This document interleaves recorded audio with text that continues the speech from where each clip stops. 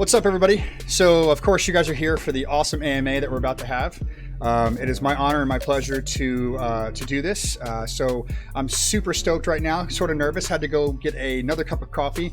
So I won't blame him completely for being late. I'll tell you, we started a couple minutes late also because no coffee, no stream. So I'm so excited that you guys are here. I want to introduce you guys, the CEO of the studio and also developer.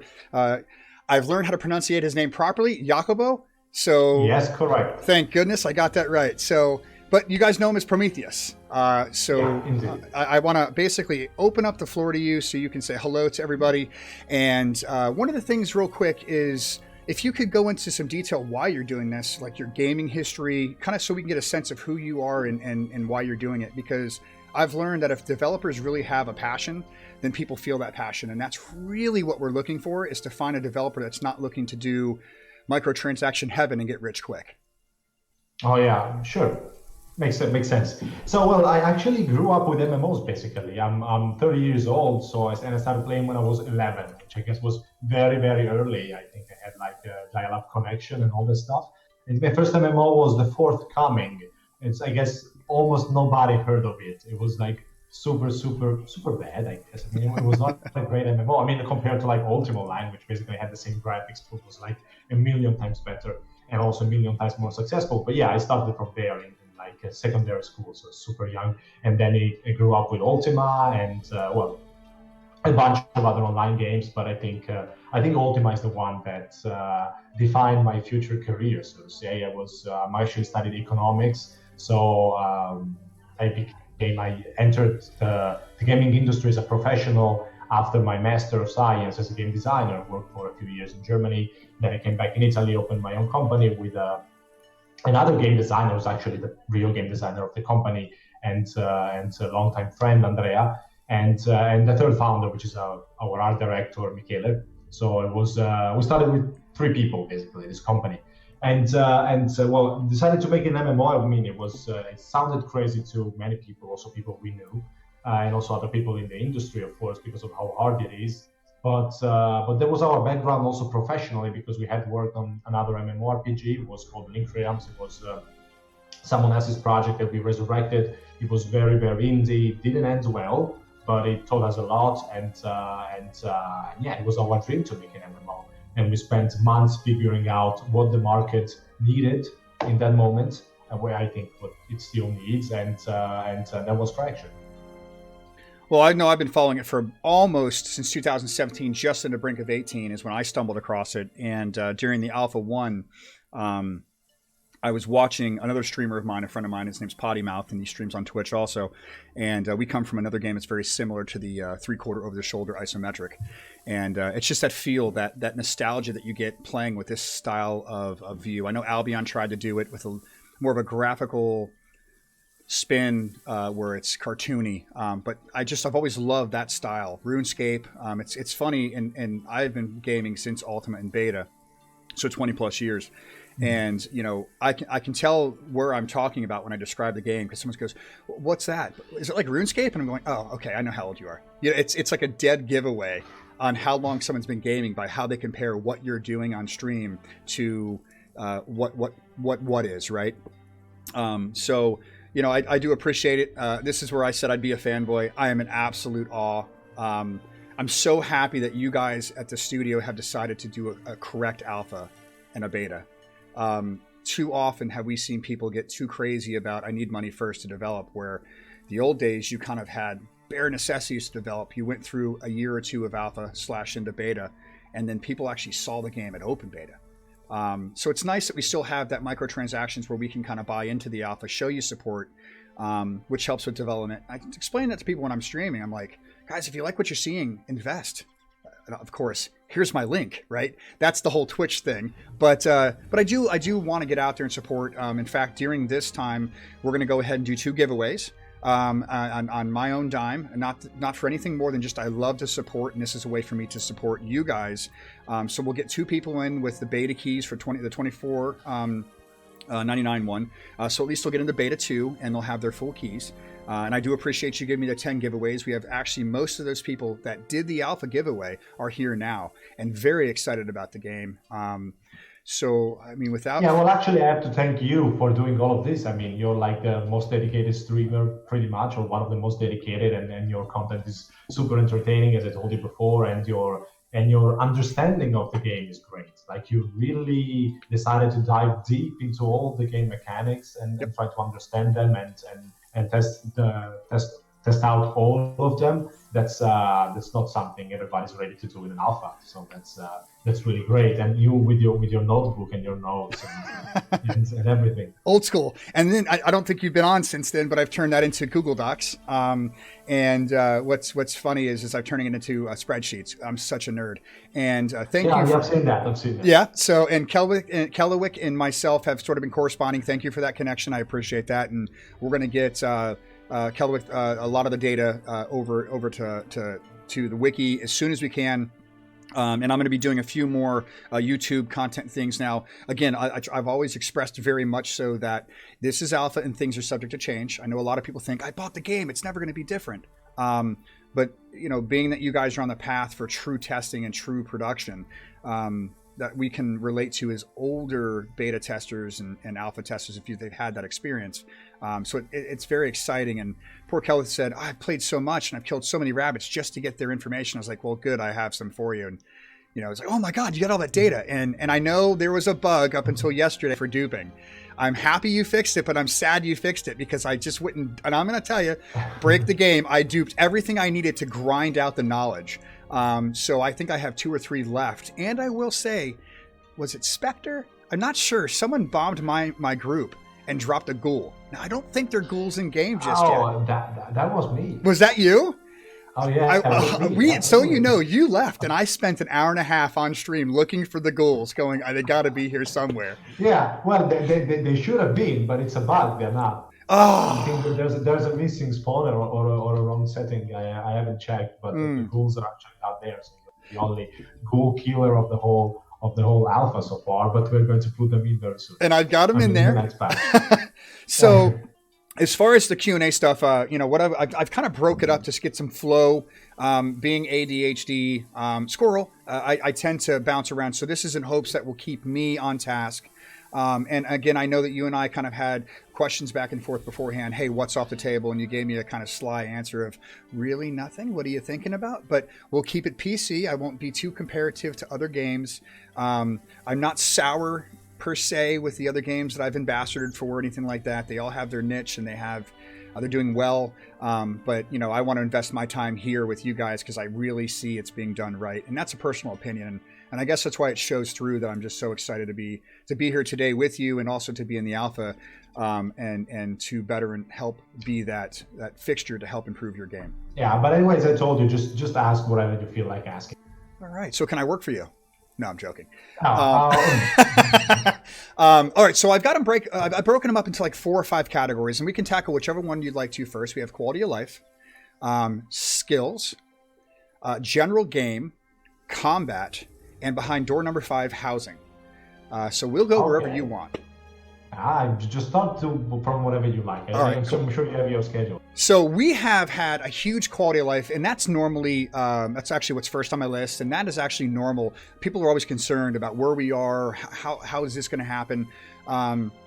And I'm going to try to give props to the people who've asked the questions because they did take time out of their day to get with me, and this is just kind of a top off to you guys. So, and unfortunately, I do have to start with a friend of mine because he was the very first person to ask this question, and it's one of mine too. Roll Dice. He is a fantastic mid-maxer from other games that I've played with, and one of his issues. The name sounds like the name of a min-maxer, sure. Exactly right. His question is, and also mine, is: do you have any plans for Control's WSDA? I know that we have right now. No, we don't. None. Really? Why? No.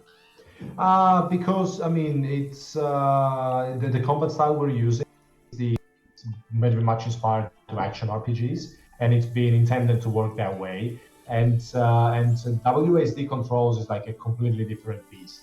Like there are a few isometric games that use WSD, of course, and I've played a few. But the way you do PvE and the way you do PvP and everything in those games is very, very different. There are I think there are some people in the community who think that basically it's just about implementing the controls and WSD, and then one goes Alpha one goes left and right, and then it's just going to work. Why not put in the option? No, it just wouldn't work. Okay. It would be like a whole different set of controls and a whole different way of doing combat and movement and everything. So it wouldn't just work out with what we have envisioned for the game. Okay.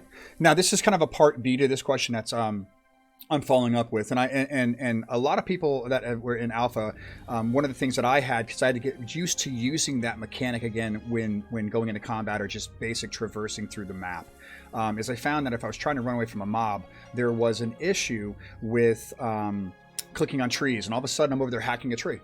Yeah, of course. Yeah, there's a lot of all of these small quality of life things we have noted down since like Alpha 1. Mm-hmm. And of course, as with such a small team, 8 people, it's really hard to both do quality of life fixes and move on with features and so on. Of course. So we are very, very much aware that not having a combat mode, or anyway, just not stopping people from clicking on collectibles in the world during combat is very, very important. There's an issue with clicking enemies on top of you. There's an issue with trees always rendering, and then you ending up behind the tree and not seeing anything. Yep. There are many issues, and it's actually not really hard to fix any of those. I mean, the way to fix them is very obvious. Mm-hmm. I hope that we will be able to bring live most of those quality of life fixes during this alpha in the 10 days that are left. Oh, wow. Okay. And then, that kind of goes in the line of it is general game, but it's mods. Are you guys going to allow add-ons or mods later on? Or are we going to stay with the full functionality from everything you develop as far as use? Or are you going to allow people to come outside and develop macro programs or anything like that? Well, I mean, the botting is not allowed. Boxing is not allowed. Awesome. So I mean, I assume that people will come up with the client modifications anyway. Right. And some helpers tool can actually be legit, and they're also pretty much impossible to fight.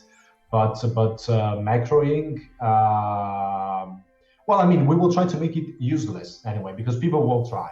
Eventually, right. People will try, and banning them all, it's we're going to try if they do, Of course. People who do botting and all. It's not easy, but what we want to do is make a game where that is not necessary, or anyway that's not rewarding in any way to do it. And I think with the knowledge system, for example, and the way for example heavy materials work and crafting works, it's really, I don't know, is there any way you can think about of how somebody could macro? Because I don't really see it, unless somebody develops something as sophisticated as a program that is actually able to roam through the map, hack a tree, pick it up, move back to the house, right. Drop it where it's needed, and so on. That's like super sophisticated. I will say there are some people who I know who will try.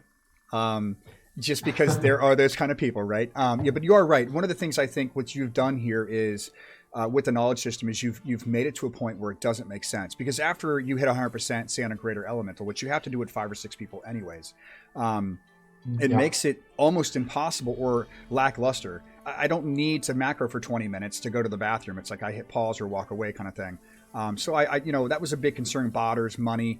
We'll get into questions about money soon, because that's basic general stuff. But yeah, so it's good to hear. I'm not disappointed that there won't be a WSDA. I think a lot of people like to use their mouse for other things while they're doing it. I think that I'm not able to click QWE really keeps my mouse out in the playfield instead of coming back to my UI.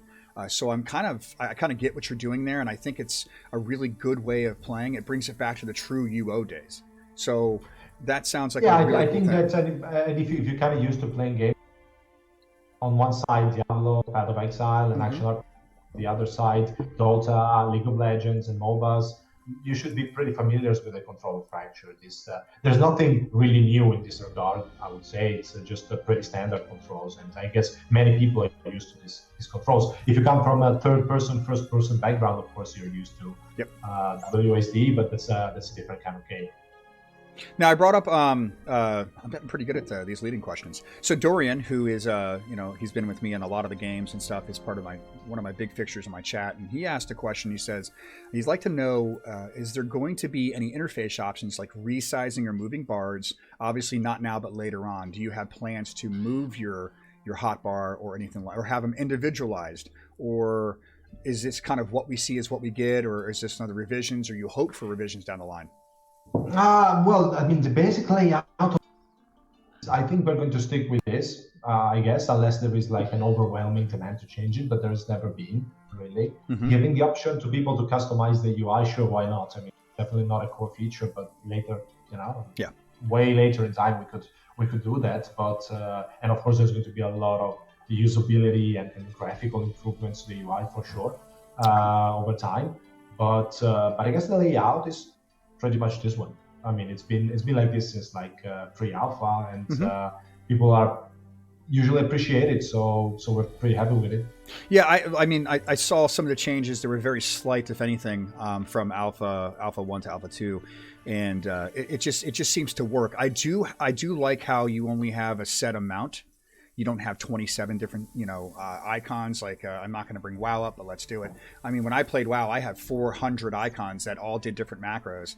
It makes me choose, and it is a min-max mentality. Hey, what's the best scope of spells or combos with my abilities at the place I'm fighting at that moment? And not only that, with the knowledge setup, it starts to help me understand what they're weak against. So it's like, hey, okay, go back to the campfire. Oh, make a campfire. Everyone grab, stones. Get your stones. We all make our campfire and we readjust what we have. And it was funny. One of the people I was running with was complaining. He's like, I have so many spells and I have no place for my remedies. I was like, dude, take a spell away. You have to have your heal. So it's really good to see that there are limitations, and you kind of force us to think without understanding that's what we're doing. So it's a lot of fun to see that. Yeah, I guess you explained it better than I could. So I really don't have anything to add. Oh, well, all right. I'm sorry. I'll try not to indulge too much. I've read so much on the forums, yeah, it's very obvious. That's great. Well, I appreciate that. And like I said, if I see something I like something, I'm 100% in. So, I apologize. I'll let you talk. But no. So there's another question that actually it's kind of cool, and I think I know the answer, but I want to hear it from you. Impus is somebody who won an alpha key for this alpha, and he was so ecstatic, and it was funny because very rarely can you read somebody's expression through their chat. I think texting nowadays is very tough. You got to use the emojis so you don't come off so stern. But this gentleman or person, female, whoever, 1957 6 Buick, I don't want to assume gender, but this person by the name of Impus said something that was actually kind of cool, question-wise, and there's two follow-ups. It says, after release, will there be microtransactions? And if so, will they be for cosmetic items, mounts, pets, and the like? And will they not, or will they be pay to win? Well, first of all, microtransactions are already there. In fact, they actually not selling them very well, I guess. So it's if you go to the store on the website, you can already see that you have like pet companions, and you have I bought them all. Furniture set for your house. You did. I did. Great. and yeah, so you have a few, and there's going to be more, of course, in the future. But we always want to stick to cosmetics. We don't want to sell power. I think we've stated that during Kickstarter many times on the forums, on the blog updates, and so on. We really don't want to sell power-ups. At most, what we might do is some savers within the VIP subscription, because if you didn't know, there's also going to be a VIP subscription, which you can actually, it's going to be paid with gold. So if you buy the gold now on the store, you're going to be able to spend it on the VIP subscription. And some months of VIP are actually included in the tiered. In the three founder packs. Yep. So, but that's also not going to be absolutely not. I mean, so we are a buy to play game, so there's already a fee to play, and we don't need it. So one follow up, and I don't see that to be a pay to win. And one thing that I liked is you're going to actually have us do upkeep for housing. And you mentioned we can get an NPC who would do that upkeep for us. Now, I guess it could be considered a pay to win if you consider every moment of your time in game is worth something. But during that subscription, the VIP status, would that give us the ability to not do upkeep because we have the VIP, or would we still be required to do that upkeep? A good question. I think first of all, I'm not sure the VIP subscription. It could actually be a good idea to do it, but we still have to discuss that. So I cannot give you a definite answer right now. I also cannot tell you how punishing it's going to be, because if or when we implement it, it's going to be way later down the line, and right now there is really no reason to have an upkeep system on the house. And if anyway, if there's going to be one, it's not going to be like you have to pay X gold per week to keep your house. It's going to be like you have to put in resources and actual repairing. So it's a more active gameplay anyway. And it's not more going engaging. to be anyway. Yeah, it's not going to be something stressful or something that you have to do every day or every other day. So no, don't worry. Beautiful. Now, I did bring up money, so I know this is a general thing, but I know this was actually something that I thought of with Forlorn. Excuse me. So Forlorn asked the following: how are you going to handle money? Is it going to be a single currency such as gold, or will it be a tiered currency, copper, silver, your traditional like EverQuest, copper to platinum, 10-to-1 ratio, 100-to-1 ratio? Well, so actually, we want to do this a little more sophisticated than that. So there is going to we want to we haven't we need to experiment with it and see how people react to it, because it's yet another quite daring thing to try. But we want to try that too. So right now, as you can see, there is no currency. Right. We're soon going to put in a basic currency that you can get from a few creatures, and by a few I mean a few, only humanoids and creatures who might realistically have money in their pockets, like the goblins you fought for several hours during your streams. But other than that, cities are going to be able to craft their own coins by extracting gold, which is also very rare. Mm-hmm. So and exchange it one another, but it's going to be like separate currencies, although they are produced exactly the same way. But it could be that if you have a major town, there is a center of commerce, then the currency of that town is going to become the currency of the whole continent, for example. I don't know whether it is actually going to work. I don't recall ever playing an MMO actually tried that. But we're trying a lot of things, so let's try this one too. I think it can be very, very exciting if it works out.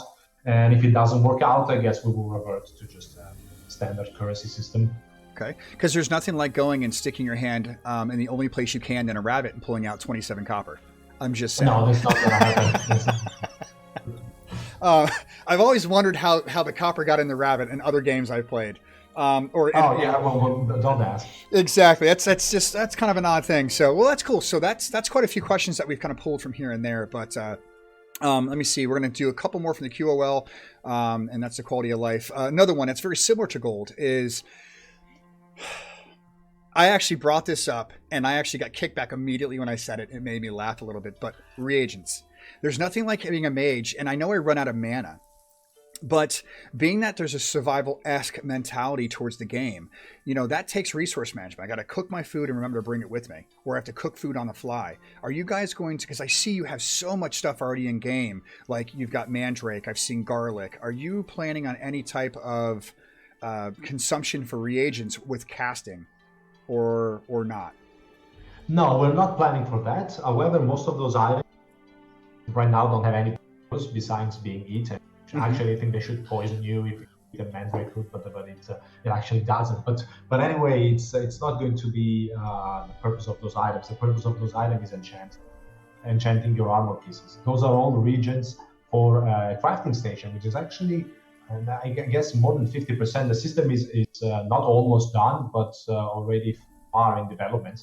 And where you will be able to put any piece of equipment into this specific crafting station together with up to 5 different regions, and get bonuses according to the types of regions you're using. Okay. The system is a little. I mean, it's I guess it's too long to explain right now, but it's going to be very central in equipment progression, because so far there's only you can see there's only tailoring. The whole blacksmithing sign is missing. Once blacksmithing is in, the rest of the equipment progression is going to go through enchanting. So yeah, I mean, it's everything is going to be wiped. I stick to those goblin tongues and spider glands that you found, but that was the focus. Oh, cool. Okay, yeah, because I see so many different things in there, and I was like, oh, you're as a player, like I played for so many different games and seen so many different things. I'm like, oh, what could this be used for? Like, why would you have this in game? And they're there, and that's a very hopeful thing. And I explained to a lot of people because a lot of people don't understand that. Even though we're playing, say, Alpha 2.2 or Alpha 2.1, you guys are already still not just on hold and bated breath. You're actually developing even as we're playing. So, I try to explain to people that what we're seeing is a capsule, say, let's just say last week, boom, you stopped working and there is a saved file and we got to play on it. You guys are still, I would assume, continuing the development process. So when you get that raw data back, you manipulate it, update it, put in, and you put your new features you've worked on, correct? Yeah. I guess right now mostly we're bug fixing. There's many bugs. Just this afternoon I figured out why people were deleting items from your inventory, how that happened. So that was a very good catch. But yeah, we're always working. I guess we're going to release a couple big bug fixing patches next week, and then some other like small functionalities like being able to move or delete your blueprints in your house. So that's going to help if you have a flying house and other ridiculous things. I've only seen one flying house this time around. I was a victim of last alpha. I had a flying house. I was like, oh man, you're kidding me. But you guys fixed it really quick. I think it was rampant last time in the alpha 1 too, but and it was very quick. And that's something that I like to see is even though it's an alpha, you guys are really quick to get on the bugs. And that's a very good thing to see the energy at this level. And I guess I wish we could be a lot quicker. Now, okay, so moving on, because I think we've done a lot of quality of life. I want to move to skills, and I know we've touched based on, and I think, I can't totally confirm, but I do believe you said there will be enchanting and smithing. So that is exciting. Yeah. I have a good friend of mine who is two friends of mine that are massive crafters, and he's like, oh, I want blacksmithing now. And that's going to lead into a few things. So first and foremost, do you have the ability to say a roadmap, if you will? I know that we got fishing. That excites me. It's one of the most boring things, click, reel, but I love fishing in a game. I don't know why.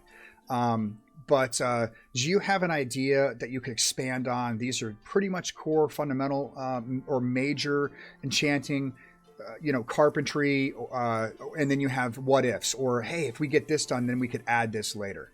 So I guess you're asking about crafting in general. Yeah. I guess. Yeah. Yep. Okay. So I mean, because as I told you, it's already half developed, so that's going to be the first. After that, it's going to be blacksmithing, because the whole metal working thing is very, very important. It's also the only way you can do heavy armor, and then the way you can do you can take on creatures that deal very, very high amounts of physical damage and so on. And it's going to be very, very important PvP too. So that's coming after. You adding to what we already have, we're going to proper tailoring. So you already have it, but in the future it's going to have.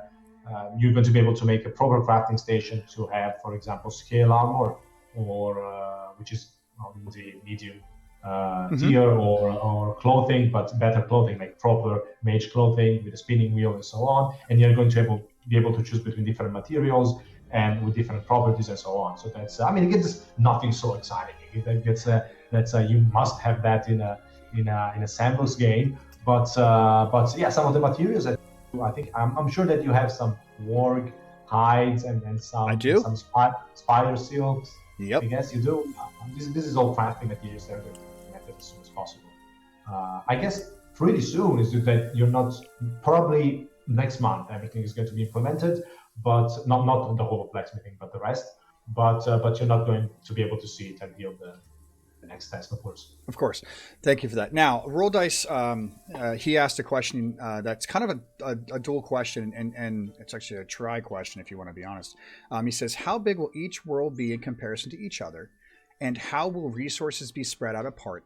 Like, so from what I guess what he's saying is will there be regionally specific ores or woods, and then also will the miners be able to have gathering locations with mines? And I believe if I saw correct in the alpha pre-alpha stuff, you said I saw the map, and there are physical mines in the map, correct? Yeah, well, there are areas where you'll be able to mine.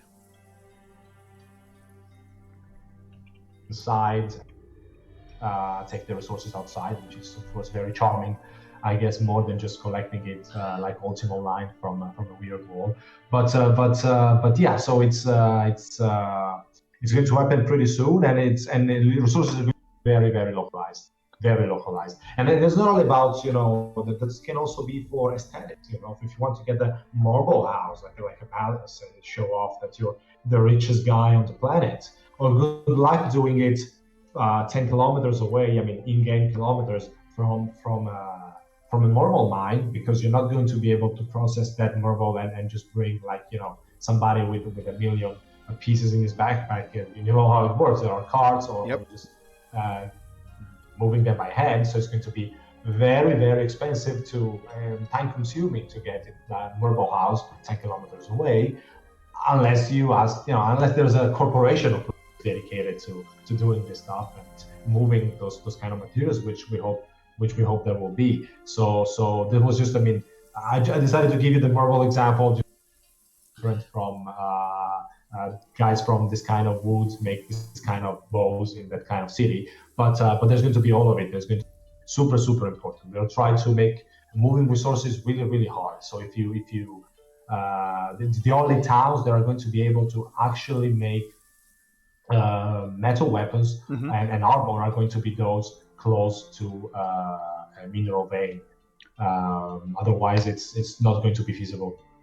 So are you saying you watched my stream and you said, oh, hey, look, if I make my house out of birch wood, it looks birch. If I make my house out of pine woods, it goes pine. Is that what you're referring to? Because no, that would be cool. I want a deadwood house. I want like a witch-looking house that looks all cool, because I went all the way into I hate spiders, the scary spider place, and got all that wood and brought it to my house. But is that something that you can reskin, basically, if you use? Because I went as far as I know. The first phase for the 3x3 rustic is 55 wood and 25 brick. Now, if I go and I get marble and I bring 25 marble sets over there, do my marble parts look marble now, or is that a plan possibly, or is it just more of a skin type thing? No, it's more like a different house type. It's more like a different house type that requires marble instead of stone, instead of being a log house. And of course, there's going to be a few variations. Also, there are going to be a few variations of the currently existing house. They're already all done, just not implemented. Okay. But yeah, that's it's different blueprints. Oh, very cool. Okay. Yeah. There's no skinning. Like if you want to, if you put that 10 by 10 marble house, and this can cost you like 400 pieces of marble, then you have to move them there and build that house. And once it's done, it's that's your house. Unless you want to just start over and make a new one, but it doesn't sound like a good idea. Very cool. I like that. Now we're kind of dancing around skills and general, so I'm going to kind of stay in that rough area. Now, with skills so I right now we're in a situation. I've made a guild. I'm pretty sure I want to be part of the Beastmen race. I have friends who are hardcore wanting to be, what do you say, a demon. Will we be able to cross race our guild, or are they going to be race specific or planet specific? They're going to be alignment specific, or better, planet specific. So that's the way we currently want to do, is to have guilds based on planets. So if you belong to a different race, but can settle permanently on a planet, then you're going to be able to become part of a guild on that planet.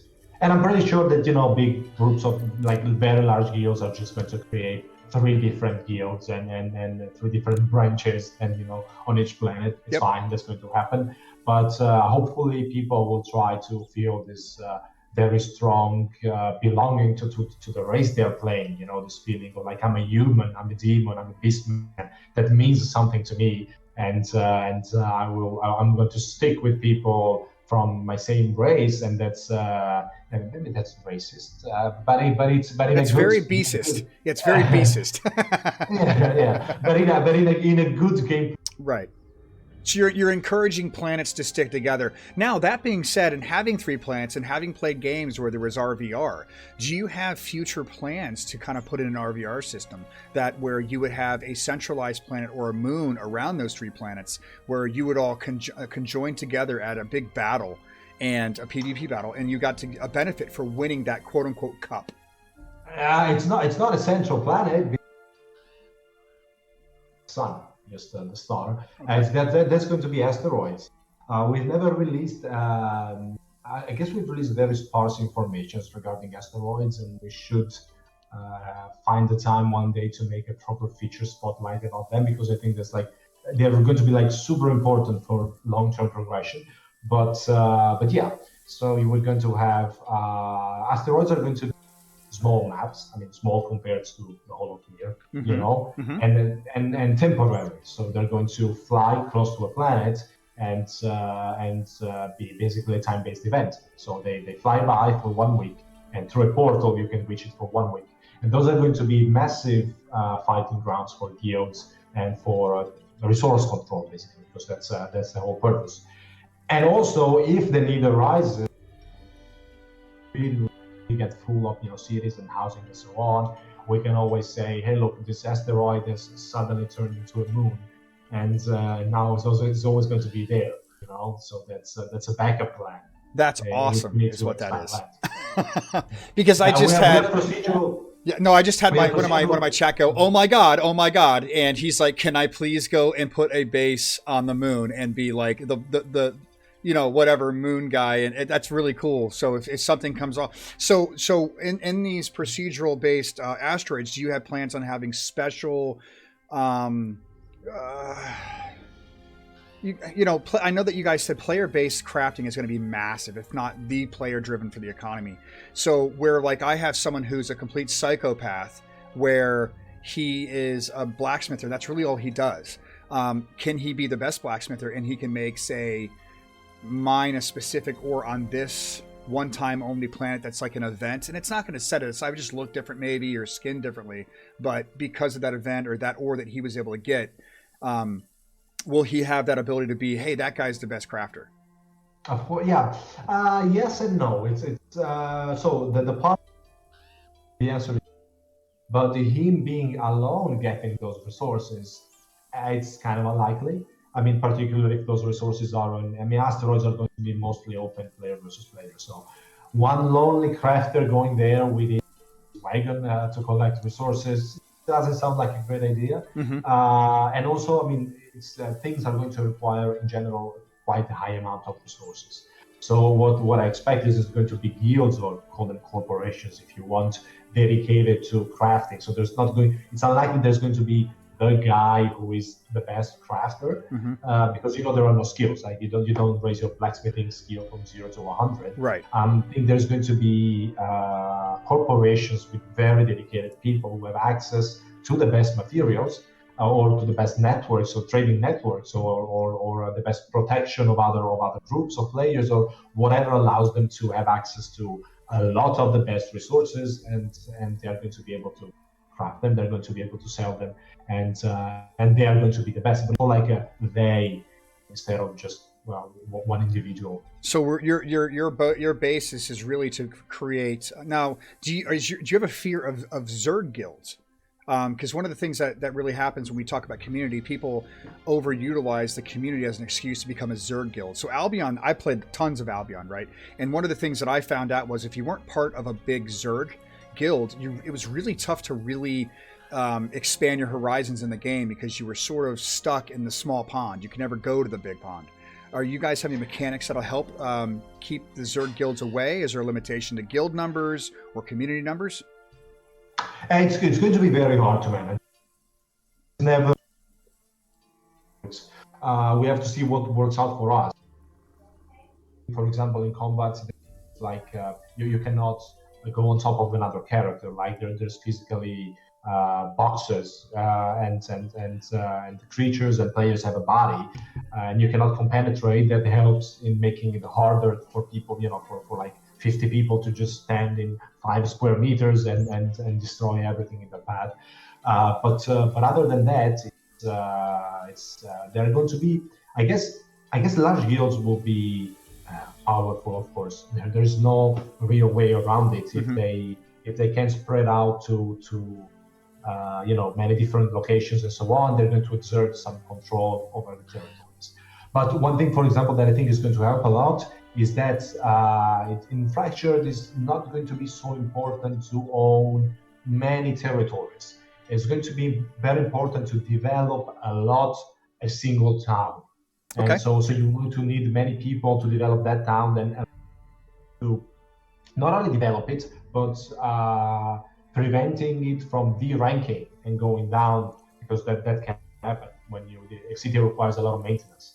So what we aim for is for a guild to have one strategic town, maybe two if it's a big guild, three if it's a very, very big guild, and focus on those areas, those places, and not have a big reason to go bother somebody who is like 5 kilometers away, So real quick to extrapolate just a little bit more, if you don't mind. So as you said, the real big guilds would have 3. Now, if I have my house, I have my upkeep. I know that you're going to leave it to one house or one castle or a rustic cottage or what have you. Is there going to be a extra penalty to run a second city? So where, let's just say number wise, it takes 10 logs a week to keep city 1 up. But because we have a city 2, it's going to take 10 logs for that city. City 2 now takes 25 logs or 20 logs to keep it going. That's a good question. Technically, that's not in the design, but it's something we have to. Okay. I mean, hopefully the design is going to make that not necessary. Oh, okay. Okay. Because maintaining one is going to be hard enough, and having a second one is going to be very hard anyway, even without everything costing 50% more than the other city. Good. That's good to hear. So anyway, if it's necessary, why not? It's a mechanics that many games have explored. It's totally legit. So we're going to do what is necessary to make things work, and not to have the dominion of 1, 2, or 3 guilds over one continent. Now, I know that we're talking about townships and guilds, so I can lead right into this question. It's still kind of housing, but it's not housing. It's also a quality of life, but so it's going to be a double-edged question here. Guilds, first and foremost, I assume that we're going to have guild halls, I would assume, in towns instead of having a guild hall. Say if I had 5 or 6 people, I could turn my rustic cottage into a guild hall. And then followed up, guild, what are your plans? Are you guys in any development right now to give us an interface for guilds, guild management? A lot of the 3/4 over the shoulder isometric games really lack luster on guild management. And I know a lot of people crave that now because, if we're being pushed to community, I would think we would need to have those tools to really manage that well. So I know it's two questions in one, and I apologize. Okay, so regarding the second question, I mean, the first iteration of guilds is going to. That's like everything, we start simple. Yeah. We're going to add more annual of your guild later on, but guilds are not always going to be, not necessarily going to be the focus. There will be, the sophistication will be in city management, governors, placing plots, deciding the layouts of the city, establishing trading routes. Wow. That's all. And of course managing the resources, preventing it from ranking, de-ranking, and so on. Taxes. That's going to be the most sophisticated part of managing a group of players, a city and its citizens, rather than a guild and its guild members, even though there are going to be guilds and management options too, of course. Oh, okay. All right, that's cool. And the first question was, I think. The first question was guild halls. Like, so say, for instance, if I was a smaller guild, and this kind of goes into actually a third question of that. So if we don't have guild halls, say on my plot, with my the pack that I purchased, I get a larger house. Is there a way that I could facilitate house into a guild hall house? Or if not, is there a way to make it to where I can share my plot with my guild mates? So permission settings. Yeah, so guild hall, no. If we're going to serves as a guild hall for like cosmetic purposes and so on, it's going to be a bit. But instead of sharing the house, of course, yes, absolutely. Good. And we're going to try to implement that as soon as possible. Some sort of granular control of what items you give access to. So you can give access to your party, you can give access to your guild, you can give access to your friends in the friends list, and that will apply to your cart, to your house door. I mean, to your house. To the crafting stations inside each crafting station one by one, you're going to be able to so individually level. Yeah, individually. Oh, that's really cool. So if I want So if I had, say, if I built up a guild, I could set all my laborers or whatnot. I could put permissions to, say, those individuals, whereas my front door could only be used by certain people. I can't hear you anymore. Nope, you're good. So can you hear me now? Okay, yeah, Okay. now I can. So everything is everything is specific, is what you're saying. So anything like access, door panels. Yeah. Okay, that's really entertaining. Yeah, well, I mean, really it's good old Ultima did that to share chests. Right. I mean, it worked well until somebody robbed your whole some infidel member in guild robbed all your guild chest. Which I've had that happen once many times. All right, that's really good. Okay, so housing's pretty simple. A lot of people aren't too overly worried about housing, of course, because they see what you already have in alpha, knowing plans to move forward. So there was not very many questions with that. So we've covered, friends, guilds, guild halls. Of course, you said no because we'll have that. Will housing be useful other than deco? So Azel was asking that, and that was kind of something, I wanted to go a little deeper. Is I know we have beds. Will that be a better rest mechanic? If we, resting now, you get basically instant fill of health and endurance. Will that lead into having, say, if I go to a bed or a better style bed, do I get a surplus of endurance? So right now I'm at 1500. Could I get 1700 if I'm in a bed? Yes. It's not going to be about your house. Okay. So the bed doesn't really matter to be yet another item that increases the value of your house. Okay. So the higher the value, the better the bonuses that you get when resting, and also you're going to be able to craft the trophies. I think some of those items are maybe already implemented. Some of these decorative items. The loot for monsters probably not. I don't think you can loot heads and antlers and other horns. You can make necklaces and heads, the headdresses, but that's about it. Yeah. So, but you'll be going to be. Oh, that's so cool. And you're going to be able to place them on. And the cumulative, the sum of all those items houses determine the bonuses that you get when resting. Oh, okay. So there's a better bonus with. Okay, so all right. So each piece of equipment holds a value. So let's say the house value could go up to. I would assume it's also with the size. So if I have a 3x3, I can only fit so many items in my house, which would entice me to get to a bigger household. So let's say a 3x3 holds, just for number's sakes, 50 items, and just like my knowledge book, they each have a value point, I would assume, and at that point, I would be able to say stack my house to give me a better resting. Yeah, although there's going to be a limit to prevent. Well, I'm going to have everything. Yeah. Okay. Then we'll be careful to put a limit, so you cannot just fill your house and make it look very, very ugly, because you need to raise the value of the house. All right, so we've covered quite a bit, and I just want to sort of go into actually what the alpha was really about, the biomes, and kind of just do a full kind of wrap up here, because I appreciate you. I know that you're like a million hours ahead of me right now. And it's late for you, so I do appreciate that. So I don't want to keep you too late. It's fine. I always go to bed. And I know you're like, oh, we can talk forever. So you guys don't hear this, but I threatened him with the 24-hour stream, and he giggled a little bit. So right now we've moved into quite a few different ideas. And I know we talked about no botting. We were talking about anti macro system. We've really hit quite a few different different things here. But the issue I have is. Not an issue, but I'm going to bring up the knowledge system. So I saw a pre-alpha little kind of tidbit, and you were talking about I would get a spell or an ability, and it would be ranked. Oh, just a question. Hold on one second. You broke up. Say it one more time. Oh, okay. That's okay.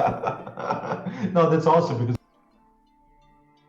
and I guess I got the answer right away. So I can try to turn off the camera if you.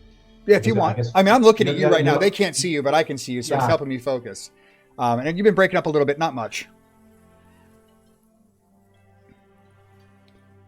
So he turned off the camera and he left. So he'll be right back. Give me a second, guys. Cut. Pause. I'll go and get him back in. Let me hit. Let me do this. Let me get him back in. So right click, we'll call him again. And he left, so he went by. Is he using a 486? I don't think he's using a 486, Jim. You're back. Oh, can you hear me now? Yeah, perfect. It's weird. It's funny because you don't break out for long, but just hear a bit tidbit here and there, and that's okay. Okay. So let me know if that happens. I hope that without the camera, it's going to be better. Although the connection should be very fast. So yeah, it's better.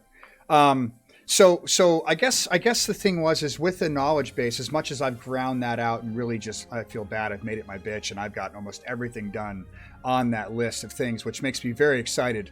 And it's been a lot of hard work. It wasn't something done just easily in 10 minutes, which I like that.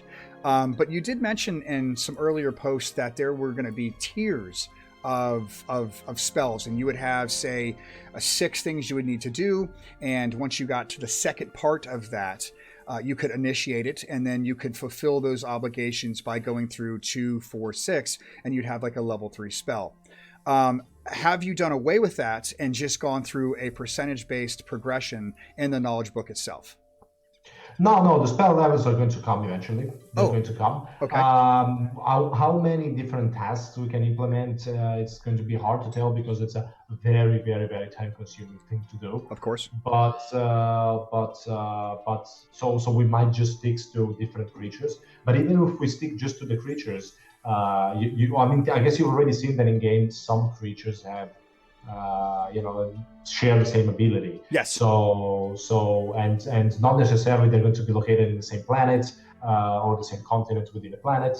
So the whole having to travel, even if I got the fireball, then there's if I want to bring it to level 2, then I have to go very far away to make that happen. That's going to be a thing. That's actually, I like that, because I did notice some progression with the elemental and the greater elemental. I noticed that they share the first 3 abilities, and then you get the 2 80 and 20 or 100% ability. And it really shows a sense of accomplishment when you can walk in after having to deal with those goblins and take what you got from the earth elemental or the greater one and just lay face. So it was really cool. It was a very empowering feeling walking away after, I know we say it's not like a grind, but after grinding out those mobs. I guess a follow-up question to that is, and since we're on the knowledge base, I know that the way I explained it in my walkthrough was, our peers are going to have a blast with this because you really come in being very dumb, whether you're a caster or you're a street rat or whatever class you decide to choose as your starting class. You get a few abilities and you're pretty much a baby, and you walk up, you see something, you click it, and you're like, oh, don't put that in my mouth, it's poisonous, because you're learning about it. Is that going to be, or can that also implement with, if I use a maul enough and I become very proficient, but make it a very hard thing to do, you're not going to get it in a week or 2. Do you guys have any plans on weaponry and proficiency in the knowledge base with that, or is it I just have it so I can use it? So basically you're asking if you're going to have a skill-based system, like where if you keep using your mace, then you're going to be better at mauling. No. Okay. No, that's not planned. The skill-based system. I told you, I grew up with you all, and the lead designer of Dynamite also grew up with all the time. We played together in high school. So right. Yes. We back then that looked like it was the best system ever. I mean, screw those level-based games. Skills are just like the skill-based level games were where it was at. Yeah, and eventually we started thinking, well, skills don't really work that well anyway. Right. I mean, it's raising your skill from 0 to 100 in Ultima is actually done macroing. That's how you do it. And the way it's done in Ultima-like games, guess what? It's also done through macroing by most people. Yes. And it incentivizes this very passive gameplay, where you just leave your character there being attacked by a stupid creature. You just spar with the friends to increase the skill. You're useless at the beginning. You become very, very strong in the end. That's not part of that. That would be against the pillars of the knowledge system. And that makes sense. I never thought of it in that perspective, because I could just macro swinging my axe at, say, a training dummy like we did up until level 40 or skill-based 40. And so I like that. I like that idea that it does disable the fact or get the want or the need to say, I'm too busy, let me just go do this because I suck because I can't hit a rabbit with my mace. So that's really good. But are you going to be doing something in the knowledge base that's similar to going out and fighting? So I have some guild mates who have followed me through a few games that they don't care about that. They just want to craft. Are there any knowledge-based progression? Yes. There are a few tabs missing from the book of knowledge right now. Okay. The first tab is the gameplay tab, where you just have, it's like your personal wiki about game mechanics. Then there's going to be the crafting tab, where you unlock. The first time you make a certain recipe, you unlock knowledge based on that recipe. You can see that displayed as sort of like a progression tree, where basically you see the next thing you can do, you do the next thing, and then you get knowledge for when you do it for the first time. So there's going to be a whole knowledge point gains and unlocking of new recipes done through crafting. Oh, so very cool. Yeah. It's more like an unlocking things in progression. Like you make a hide armor, and then you unlock the possibility of making leather armor, and then of a scale armor, and then and so on and so on. So that's and you get knowledge points the first time you unlock a new bit of that tree. So that's how it's going to work. Oh, and also there's going to be a talent tree together with the skills. I don't know if you know about that. No, I don't. That's news to me. So we're gonna have a talent tree too, huh? Yeah, and that's going to be a big sink for your knowledge points, because right now you're just spending knowledge points to unlock skills. Yep. And it's for right now the constraints are really relaxed, so you just don't. It's not hard, for you to unlock skills. I guess you never found yourself in the position where you said, "Oh, I don't have enough knowledge points to unlock this ability." Not me, because I've killed everything in the world. So I've I've done genocide on everything that had a tab. Yeah, but the reason why you didn't have that need during your progression is that you didn't have the talent tree. So the talent tree is going to feature one branch for each attribute. So the strength branch, the intelligence branch, and a sub branch between two different branches. So there's going to be the strength branch, the dexterity branch, and another one in between. And you're going to be able to spend knowledge points to gain points to spend in the talent tree. So I think the current number right now is 50 points. So you're going to convert X knowledge points within 1 point for the talent. Oh. And guess when you will be able to reset those points? When you sleep. Oh, that's very cool. Yeah, because I it's because I've done so much of the knowledge that I have a plethora of Plus, I'm not bringing out certain skills. Like, I mean, I do understand that I could do backstabbing and stuff, but being a mage, I'm very inefficient at that. So that's very cool. So I'm gonna got a couple more questions, and I know that everyone here in chat is chomping at the bit. And like I said, I had some preloaded questions, and we're pretty much through those. And I do appreciate you giving me those questions or answers to those questions. But there are some class-based questions that I think a couple people want to know. I want to know, Bard, anything in the future possibly won't hold you to the fire for yes or no now, but has it something you guys thought about as a barding skill? Yeah, musicianship is one of the schools of magic. Let me send you the picture. I have the relevant feature spotlight. It's here. It's called Skills and Spell Galore. From January 4, 2018, it's been a long time. Some of it might not be totally up to date, but I guess among all the spotlights, this is one of the most up to date. I just dropped it in the chat. Oh, there we go. Yeah, so there's going to be musicianship, and yes, it's going to be. I mean, I guess a little different from like just. Standing still and playing a song. Oh, wow. Yeah, it's one of the few for which we actually never. Oh, yeah, it's the only one that doesn't have an animated clip. Too bad. But yeah, it's going to be, and it's also going to be one of the most important skills where it puts your charisma at use. Wow. So right now you have a few abilities that use it here and there, but musicianship is going to be the one that really relies on charisma. You know what? And I thought I read a lot, and you just proved to me there's so much more I have to read. We did, or maybe it's us writing too much. That's okay though. I like to. It keeps me busy. So and then follow up. Of course, we're gonna have questions like, well, I am a street rat, or I am like a rogue-based character, so I assume dual wield will probably come into play. in some factor. Yeah, it will. Yep. Mm-hmm. Yes, So everything. So the bigger question here is, and given that you've put your age out there, are you a D&D guy? And did you pull a lot from D&D here? Because I see save throws, and it's a lot of terminology that we pull from D&D. Our game designer is the big guy. I'm also a few times, and I know it, but I'm not the mind behind all of this, the D&D galore. But yeah, there is a lot of D&D. There's a lot of Baldur's Gate. There's a lot of classic single player RPGs from the early 2000s and all.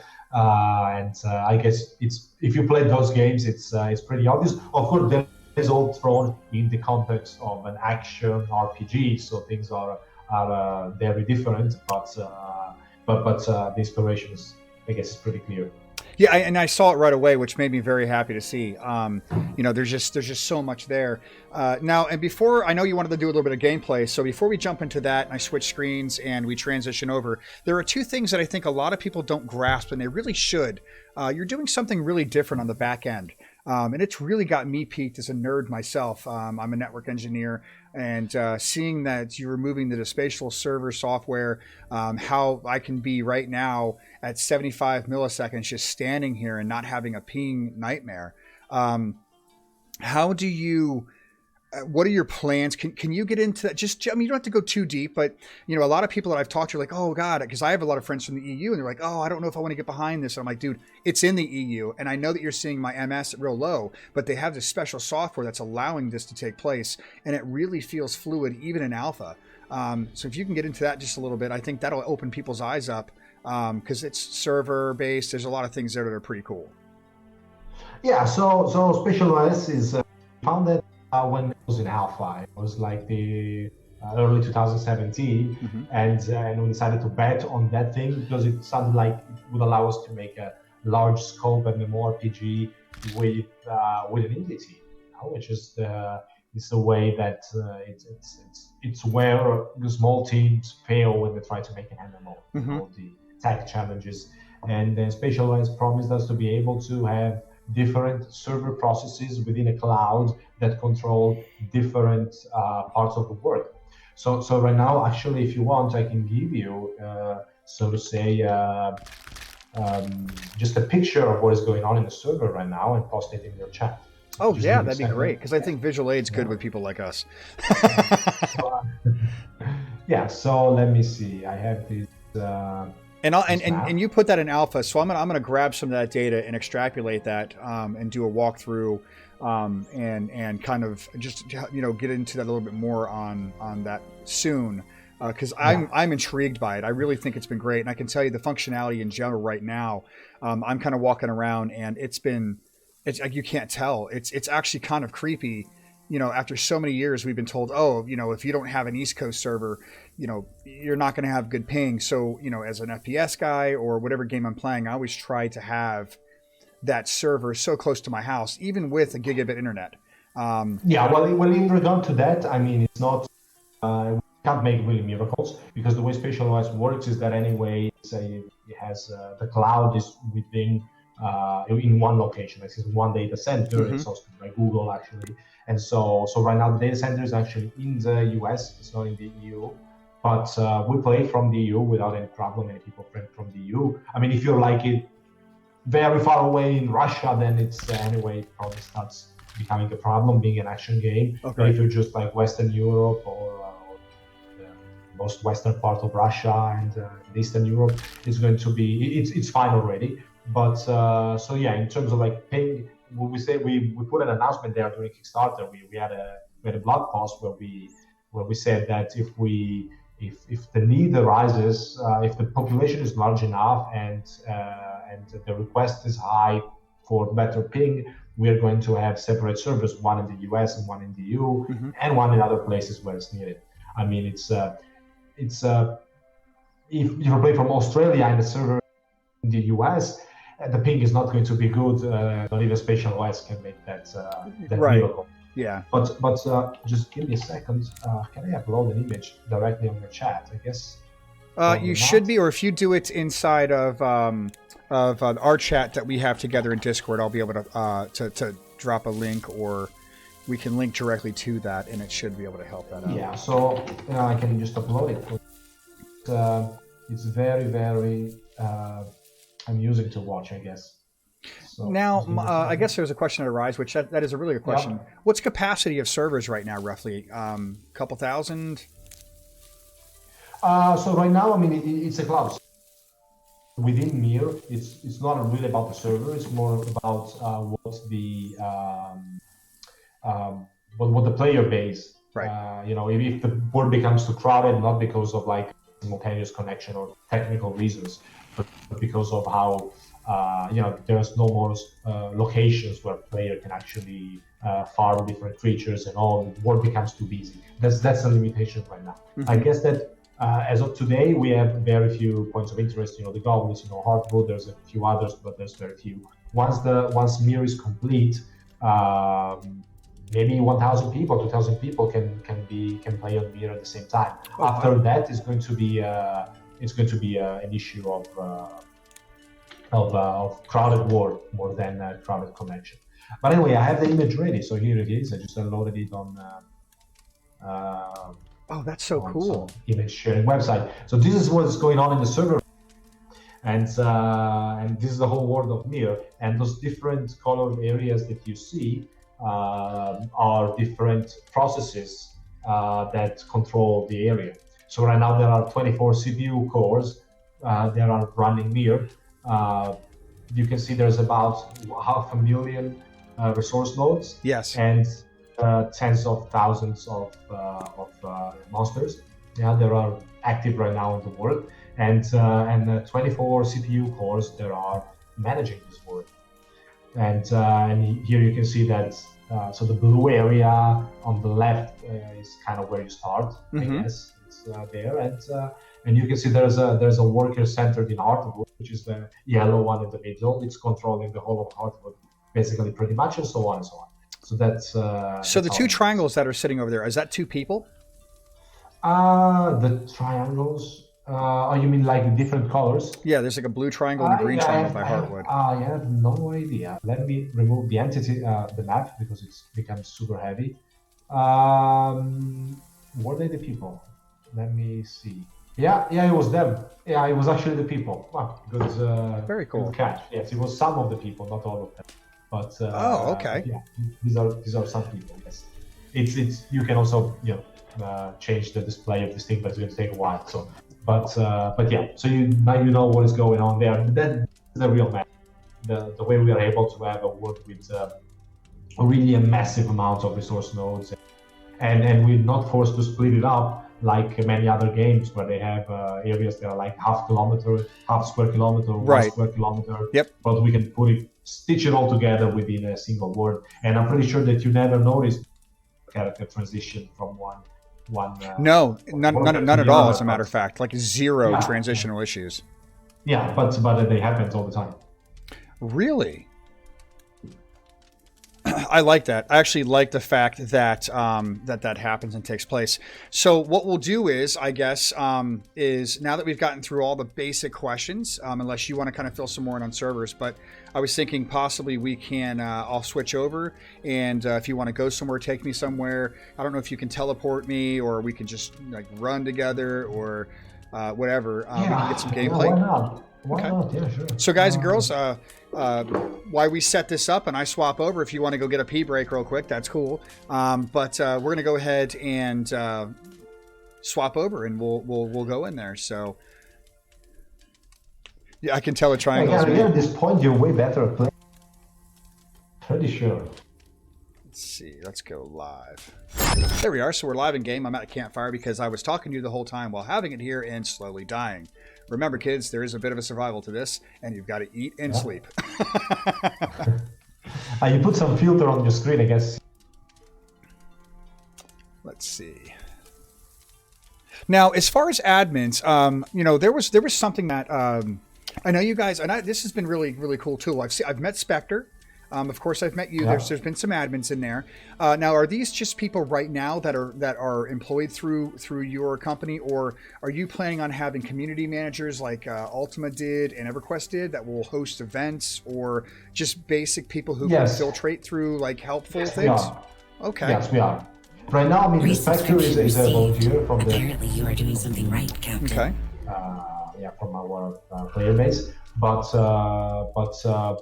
we have also an employee, Francesco Z-Nerve, which is actually not a Z-Nerve, which is actually a pretty terrible name, I told you. But whatever. It's him. And he's actually one of our employees, and he's our community manager, social media manager. But in the future, we're going to have game master run events. That's going to be a thing later on in development, because anyway, having the resources to manage all that, and I think it's not going to be easy. And also, we are open to, just maybe you don't know, but we are also talking with publishers and hoping that we get a publisher, which some people might be really scared about. Oh no, a publisher pay to win. No, don't worry, it's not going to be that way. But with the resources from the publisher, we're going to be able to develop much faster, and also have the resources to manage the community, to manage live operations, bug reports, in-game events, 1,000,000 times better than we are doing now, or that we would be able to do in the future alone. So I think the patcher is done. I can start playing too. Oh, okay. But yeah, it's great you had to patch your own thing. Yeah, indeed. I worked on a different machine, so. Now, in the interim, real quick, I have found personally, I found a work order by the advice of Dorian. Like I said, I've introduced him before, so he's a really good guy. So the game itself doesn't have an actual gamma adjustment, so it seems sort of bleached out a little bit.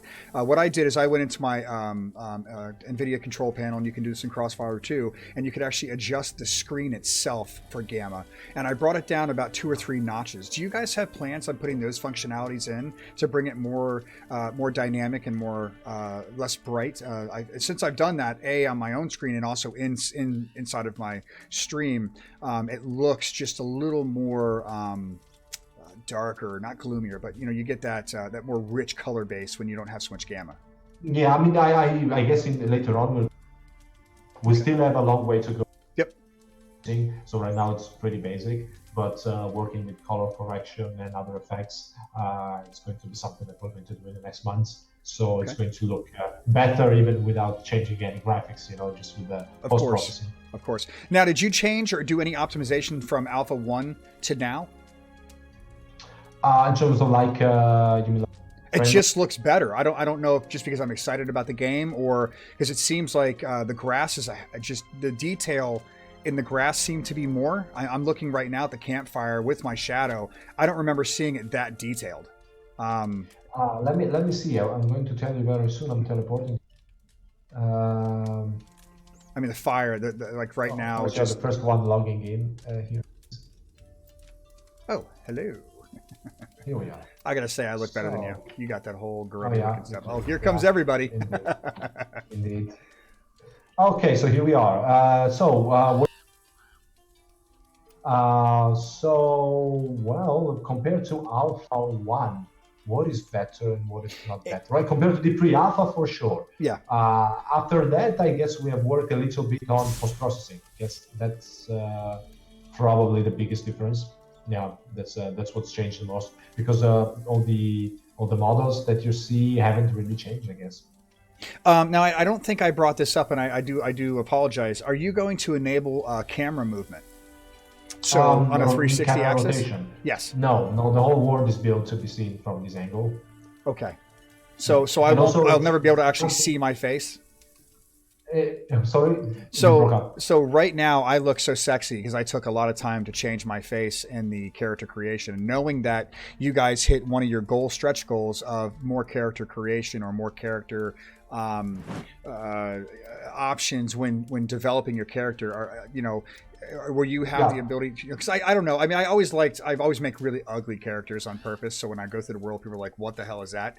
That's why, I guess why a lot of people were concerned. For example, one of the issues I have is I know that you said that you were going to adjust attacking and gathering, maybe a control function and click function to say, I want to gather, or when I'm in fight mode, I don't gather. But sometimes you do have to cut a tree down to see the mobs that might be behind there. I guess that was one of the reasons a couple people have asked for that camera rotation. But that's okay. Oh yeah, but a well-made shape, and once we fix the controls, it's no longer going to catch the clicks that you do on the tree. Gotcha. So you're going to be able to fight creatures. Just go behind the tree, you're going to be able to see them and fight them. If it's really needed, we can add an option about an hotkey that you can do to hide the leaves. So when you get behind a tree, the trees go away, very similar to how you that should happen already. It's just barely not implemented, but gotcha. Okay. It was almost implemented. So yeah, it's going to come very, very soon. Yeah, it's going to be. I mean, then if it's needed, we can start experimenting with circles of transparency and so on. But there are good ways to make this work even without rotating the camera, right. Which, by the way, is pretty much impossible to manage in player versus player in particular, because you lose your orientation, you lose your you have to press other buttons, right. And so you're not able to press the hotkey. And without the WSDA, it really doesn't become a needed function due to the fact that most of your movement comes from the mouse. So if you're trying to click on the mouse wheel, exactly. Right. So that makes sense. It should really. We will make it work well this way because it's way better than having to rotate it. I will say this as a fanboy. Listen, don't exhaust any more time trying to give me a camera movement when I know, what you're going to be doing already is so much more. Now, one thing we've noticed in Alpha, and I assume it'll be obviously fixed, healing somebody right now, you have to be both in PvP. And of course, if I start casting this awesome magical spell, everyone dies. So that is problematic. You're going to be fixing that in the future, I would assume? You mean wait, the question is... So example, so right now, I don't have a heal up on my bar, but if you were damaged and I wanted to heal you, if you were in, it could be an unintended bug also, but if you were damaged and I had a heal, I actually can go in PvP mode with you and you can get a heal. When you're not able to use word of... Yeah, so word of... that's a bug. Okay, that's a bug. All right, so I'll report that. Okay. And I figured as much, but, of course, there's always workarounds and something. Now, I saw in your pre-alpha screens, do you have the ability to pop in and out as a different character? Say, I saw there was a demon. Are you able or are you willing to spawn in yourself as a demon or something like that, just to kind of give a little bit of taste? We haven't worked on No. We had made a few catches, and we had to make tests for the demon race and for the beastman race. Yep. So we have the concepting done, the concept part done, but there's no playable demon or no playable beastman yet, sadly. Okay. That's okay. Now, I've noticed that there's a lot of stuff that you guys are doing as far as tree movement and fluttering of leaves. Now, this goes to something that's more environmental. It is slightly game. I know that there's some stuff in there with survival about cold, and we touched a little bit about that, about regional resources. Are you guys planning on putting any rain effects, fog effects, or if I'm in a cold environment, it snows and I have to eat more? I think that you can find just made on our Instagram a few posts ago, but yeah, that's we have to work a lot on improving the overall feel of the different biomes. Mm-hmm. So one of the things that we're going to introduce is of course different environmental effects particularly for the creepy areas, like the dead woods or the shadow vales. Yes. Once that is done, some fog and other particle effects, they help a lot in giving that creepy atmosphere that those places should have, and they kind of have, but not enough right now. Right, more ambiance, I guess would be the word. Yeah, mm-hmm. Yeah, and in terms of raining and snowing, that there's going to be seasons in the game. There's going to be the 4 seasons, so there's going to be really to have also an impact on gameplay. Yeah, sure. It's going to be a while before we can get to that. Of course. Because it's not super core, but eventually we're going to get to that. And it's going to be very important for cultivations and for the availability of different creatures in different times of the year. So it's going to be super fun. And years are going to be quite fast, right? It's going to be, let's say, I don't remember exactly, 2 weeks per season. So it's 2 months for 1 year or 1 month for 1 year. I think we were juggling between those two time frames, but it's going to be pretty fast. But it's going to matter a lot. Wow, that's pretty cool. Now I'm kind of a pleb because I like farming. Do you guys plan on using our plots to give us the ability to farm anything? Yeah. I think we have. Hold on, let me post. Oh, there's farming. So I'm gonna get my straw hat out and get my overalls on and get this going. I'm excited. So you want lots of farming. Yep. Let's see. Farming. In towns, do you have any that flushed out now? I did see some of the graphical stuff, screenshots where there's still frames, and I saw the building of, say, would be a blacksmith in the phase there. But do you guys, I know there's a roadmap. Do you plan on putting out a more detailed roadmap, at least per alpha and beta? I know we're saying 2020 first quarter, phase 2.2. But do you have like everyone's using Trello now, but do you have some sort of timeline where you've kind of got it narrowed down with what you do know you'll get and then what you hope you'll get? Yeah, so actually there is a more detailed there's in terms of like when each testing phase should start, there's a post with the roadmap. And then in there, do you have, like, to dig deeper? So example, I know that you... Yeah, okay, I got it. Yeah, okay. So right now, what I can... Of course, there's going to be a post on our blog about it, but there's going to be guilds, there's going to be parties, which are very, very important, particularly for PvP. Yep. And anyway, combat in general, sharing experience and whatnot. There's going to be different varieties of houses, there's going to be enchanting, there's going to be a lot of quality of life upgrades, and the possibility to craft with different materials, and more areas, more points of interest. The next very, very big one that's coming is a Shadow Veil. So it's going to be a huge, like, massive point of interest, massive open world dungeon with different themes within it, and it's going to be... Wow. It's going to take you days to get all that you need to get from that place. It's going to be the biggest thing ever that we've ever done, and that's going to be the next test. After that, we will have to. That's the next big feature that we want to work on, and it's going to take a long time to develop. Even the is like a couple months of work, but we hope in the first half of 2020 to have a very rich continent of Mir, so rich in terms of like creatures and abilities and points of interest, and have player towns. And at that point, you could say the core features of the game are there. After that is going to be Beastmen and Demons. And I guess for Beastmen and Demons, we could definitely target the second half of 2020, the first half of 2021. And full release should be at the end of 2021. Wow. Okay. So fourth quarter. That sounds fantastic. Now, looking at us right now, I see the green bar, the red bar, the blue bar. Two things. Can we hide those bars? Secondarily, a follow-up question for the characters NPCs.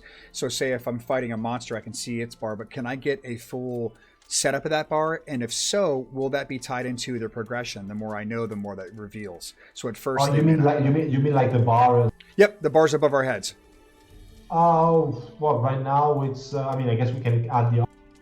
Well, I was thinking something along the knowledge, right? So the knowledge that you guys have, I think, is one of the most winningest features that I've played in the last 15 years. And it's done right. Like, it's like a BDO system people compare it to. Oh, well, you're going to get a letter and then you do so much damage. Yeah. But what I like and how you evolve that system into... It could be opened up in such a more, like, example, I walk up to a warg and I don't see its health bar. I just kill it till it dies. And the more progression I get, first the endurance. No, I don't think so. That would be really punishing and overly complicated. Like, I guess fighting against a creature where you don't see how much life it has is just not pleasurable, and also very hard to understand, because you have to consider that most of our systems are already pretty complicated. Right, they are. And maybe they're not complicated, or they're just new. So how many games have you played with this kind of knowledge system? I guess none. I played one, and not like this, though. You guys have taken this knowledge system to a whole new level, and I love it. And I think that's why I say it's so winning. So I guess and the downside of that. Yeah. People don't know how things work, and even with the tutorials. Right. So making it even more complicated, it's I think it's not a very good way to spend our time. I'm a glutton for punishment, so I would love it if you do it, but I get it. But I know how you guys have a different way of looking at endurance, health, and mana. Right now, all we have is the endurance for the mobs. Will you bring in a health bar, or is that not relevant? Oh, you mean the life bar? Correct. It's no. Okay. Because debuffs and so forth, to me, those, you know what you have on the mob if there's a debuff or something of that nature. Will they show next to the name? Because right now I do get debuffs. They show underneath my health bar, but I won't know if somebody else has done Crippling Strike. And does it stack? And if it does, you won't need to do that, I guess. Yeah, well, you kind of have to coordinate with. Okay. I mean, for some things, very clear particle effects or other effects such as, if I cripple you, you can see the icon on top of your head and you can see it on top of a monster. So that's the way you know it. Some things you just have to coordinate with other people wisely. Okay. Because they are a bit harder to see. And once we started doing that with my group, we were realizing that we could stun lock mobs, not only mobs, but the NPCs when we were goofing around doing some small PvP. Are you guys looking to put diminishing returns in? I think we will. We having immunities to stuns, like I get stunned for 2 seconds, then I'm immune for 4 seconds, or having diminishing returns one after the other. We want to go a bit in a different way where people are going to have many ways to get free of those stuns. People and monsters are going to be able to get free. Right now, the amount of skills that the balancing is what it is. I mean, I'm not saying it's random, but it's definitely just very, very rough. So there are some things that are very obviously overpowered. Of course, I've seen on your stream, you're basically able to farm every monster in the game without taking any damage with people spamming Earthquake and Seismic, whatever is the name of the other ability. I started to get tired. What's the other? Tectonic Outburst. Tectonic Outburst. There we go. So yeah, I've seen you do it, and it was not a good sight. I mean, particles were actually very amusing to watch. Yes. But the whole experience was of course quite dull and way too easy. So, but we would like to make things work even without giving diminishing returns to stuns or immunities. And in the next test, things are going to be a lot more sophisticated, both in terms of like abilities available to players, special traits of monsters, immunities that they have. Because some monsters are going to be naturally immune to stuns, period. Right. Like they're going to have special immunities to certain status effects, and so you will have to play around them with other status effects. Okay. Another thing that right now is buggy, very likely buggy, and I haven't tested, but it's probably buggy, is that you see your character menu and you have your fortitude. Yep. And then you have your accuracy, your evasion, your willpower, and so on.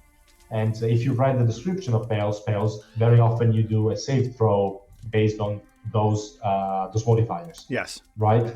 And I think they're kind of buggy because I have never seen any creature or any of you when you were doing PvP resisting stuns. I've had them. I actually had it happen. And it was one of the elements. It was one of the elements, and I had a ward resist a stun.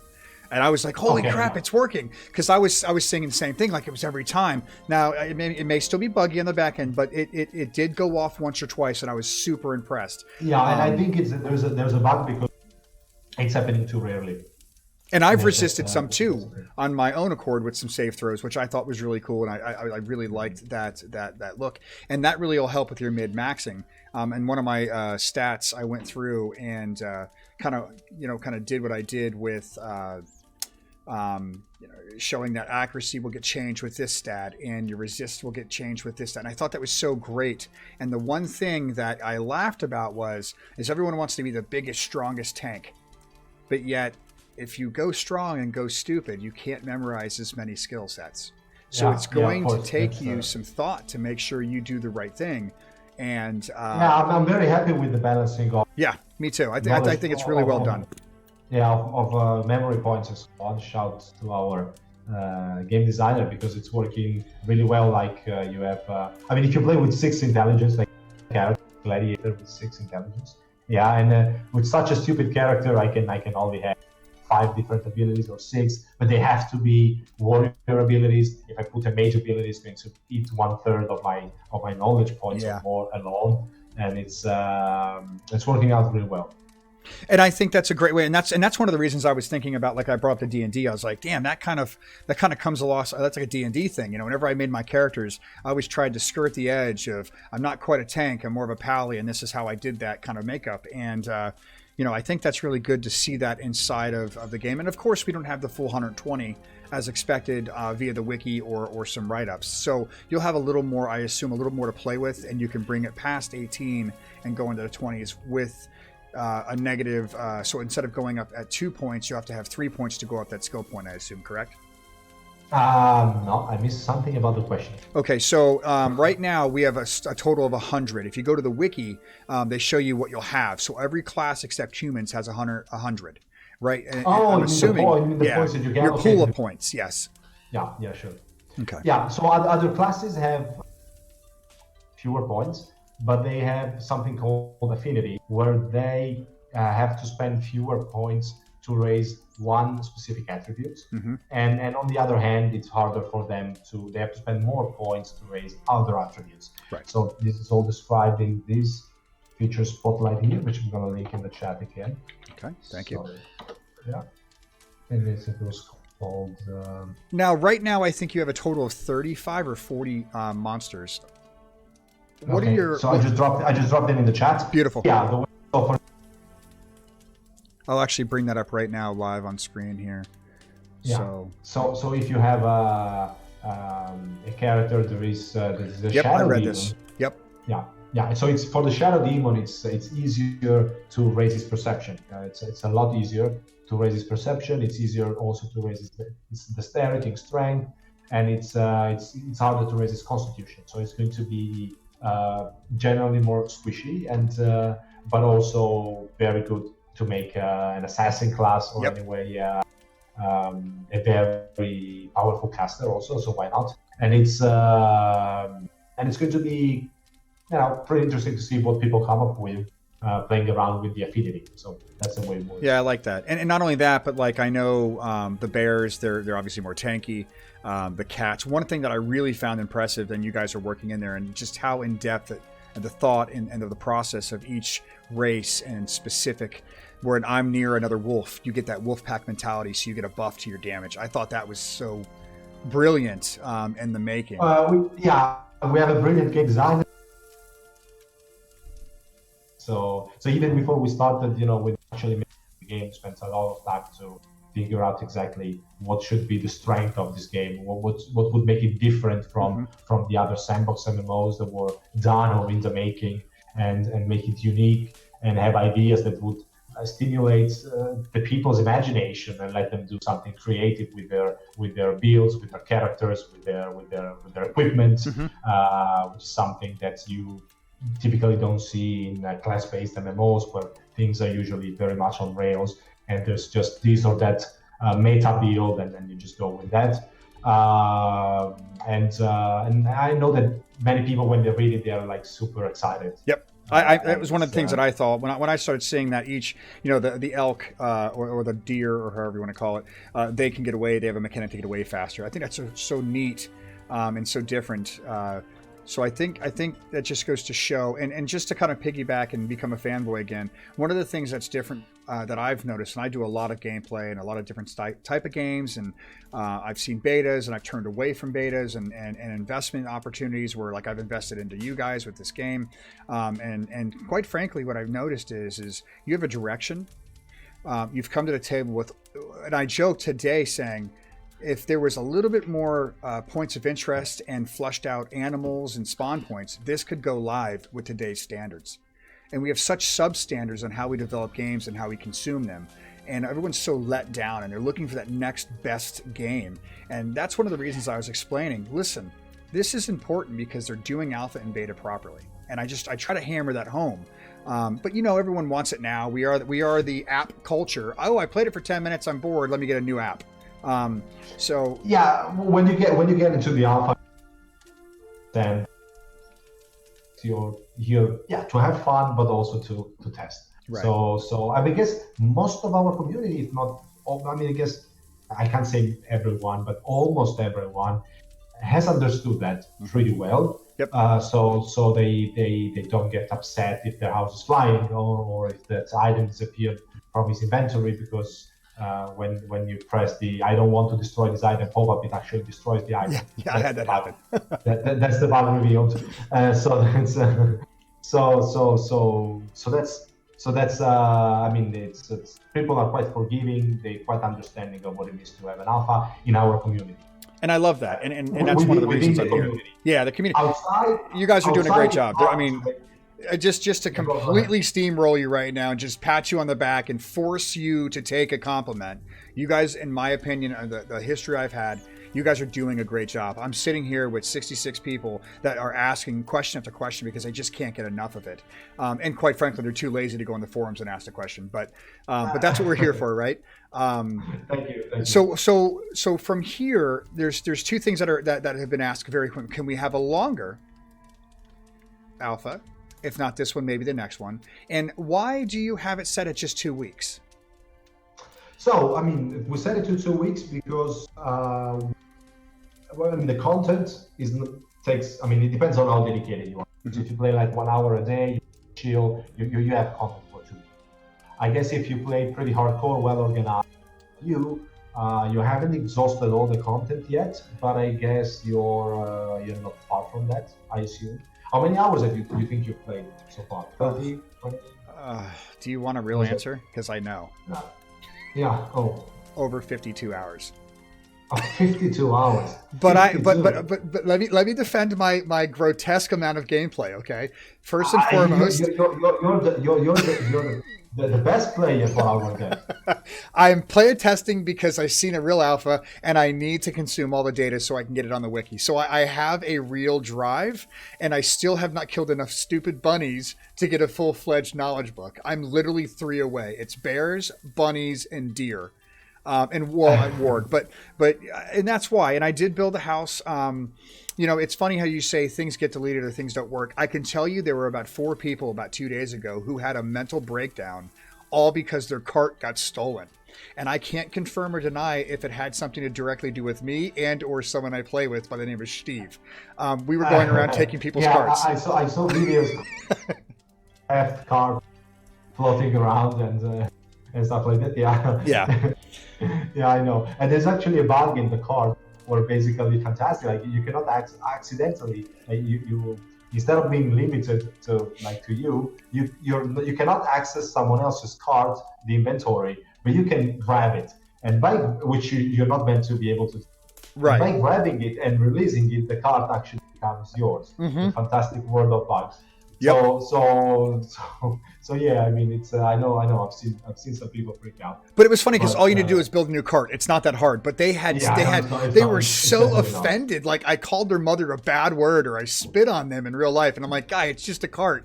But but it was funny. And then people were like, I can't lock my door. So what Steve did is he went around and stole, I think it was like 10 carts, and then he put the bins in front of his door so no one can get in and get the carts. I went in, he's like, here, let me move this. I walked in, there's 10 carts on stream, and I'm going, did you have nothing better to do at your time? So, and I know it's an unintended bug and we like to troll sometimes, but the truth be told is you're going to be able to do it, then it's going to be a criminal act. Oh, really? So and I know you got a karma system coming in, and I figured we could do another stream Q&A later, but there are so many more things that we haven't discussed today, and I know we've been on this for about an hour or two, and I want to respect your time, and I actually thought your excuse for 2 weeks was you need some rest and some sleep, because I have seen you on at all hours, and it's most impressive to see the enthusiastic approach you have towards communicating with me and just being there to see the content and how it's consumed. And by the way, it wasn't just 2 stuns. We were using 3 stuns, at a total of 6 stuns, me and Mongo, to wipe out the Goblin Village. Wink, wink. Yeah. Then you had Earthquake and then what was we have Tectonic Plates, we have Word of Stun, and we have Earthquake. Okay. But Word of Power Stun is single time.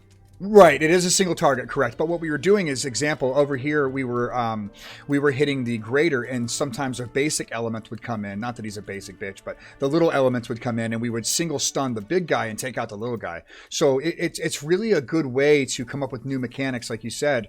And the only way as a player for me to make it more difficult, because right now what you're hearing is, oh, in every game, and I know you've heard this, mages are always OP. And I tried to explain to them that if we were off on a rotation, we die. So it's not that we're OP, and I can one hit a mage or a triple hit a mage. I can't do that to a tank. But I mean, right now, objectively, there is of course, also lack of armor types and so on, where basically a mage can instantly kill anybody. Like even if I made the most resilient character that I can make, you can instant me in basically 2 seconds. Yeah. Perma stun me and.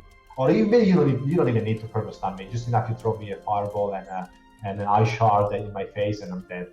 In 1 second. 1 second it takes. Yeah. It takes 1 second. So it's there's a very obvious balancing issue, but it's alpha. Balancing always comes kind of after. Right now, you had fun with your earthquake. It's fine that you had fun with your earthquake. Once things start to become more complex and competitive, then there's going to be a way more careful balancing of how. Right, and I'll be honest, if it's a one-on-one, most mages do win, right? Unless you find someone who can max min and use different mechanics differently. But once but I in go the future, through, in the future, is no longer going to be. In the future, is no longer going to be. Right, but not only that, but I mean the amount of mana that's consumed to do that chain of commands or that chain of spells, I'm tapped out. So if we were in a PvP, it wouldn't be smart for me to do that. Where most people would go in and they just unload and then they stand around unhelpful because they wanted to kill one guy. So that's. Oh yeah, well, I mean, and with the current, yeah. Exactly. Now. With the whole enemy party. Yeah. Right. In the future, it's not going to be a good idea to unload all your mana right away. Also, because there's going to be many abilities to defend it. I mean, even now, if I play a warrior in a rage, I can become immune to stuns and any other slow effect for like 20 seconds, and then your whole earthquaking here and there is no longer going to work. But yeah, there's a damage issue that is going to enable you to kill me in 1 second anyway. So even without the stats, but in the future, it's we're going to rebalance it so that. Now, are you going to have any? AOEs are not those. I see that the graphics that you have right now are beautiful. Are you going to have any ideas of, like, say, meteor shower, where things come from above the camera and then in as an AOE? Or do you have any idea or plans to kind of develop that? Of course. What game doesn't have? Well, I know. I just, you want to ask some people, it's always the dumb question you don't ask that, I've always said, if you don't ask it, that is the dumb question. So, not everything, but and then also, where do you have mana pots? What are your ideas on that? We're going to have potions. It's not alchemy. That's right. Yeah.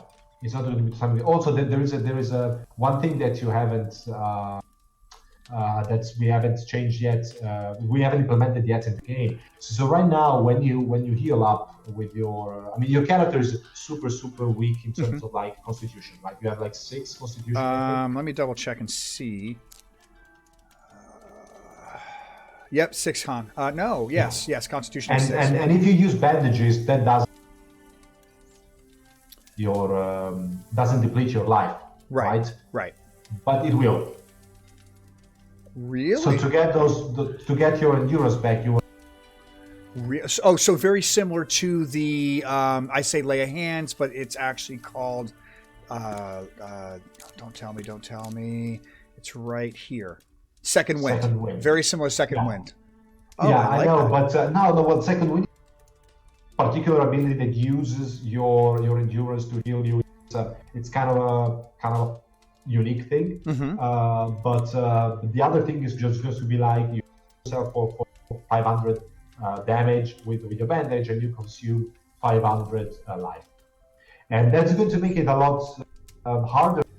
Yes, that you have done so far, because right now you just go in, take damage, heal up with bandages, you go very quickly close to 0, but you don't really, you don't get to 0 so quickly because you're not losing life when you use bandages. Starting to get a little tired, so it's harder for me to That's okay. Correctly, No, you're good. But Yeah, because I go in and I hit F and G, and I'm like full health or full endurance automatically. So it's nice to see that there will be some negative actions to a positive action. In the future, you're going to.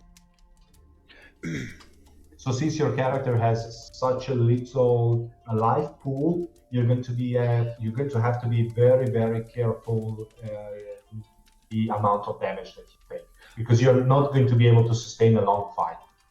You're going to be able to sustain a very, very short fight. So that'll put us back in the foreground where mages belong and not up front as a tank. Yeah. Oh, that's great. That's great. Wow. Now, is there anything that you can possibly summon in or teleport to that we may not have seen before I let you go? Because I know it is getting late. You broke up again. I lost. Say that one more time. No, you broke up again. That's okay.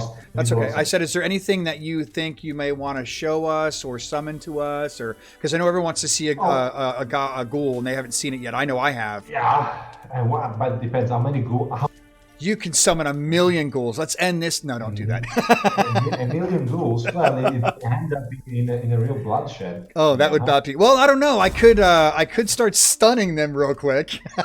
Yeah. Well, I mean. First of all, I guess we should start with something, kind of a little exciting, something a little big, a little powerful.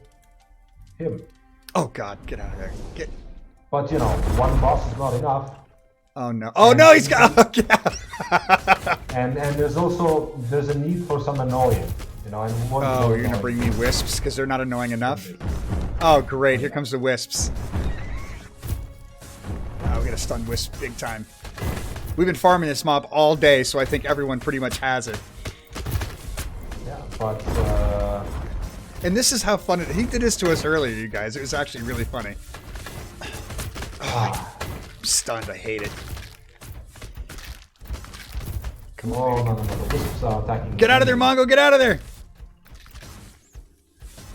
Oh my God, there are so many wisps. Holy moly.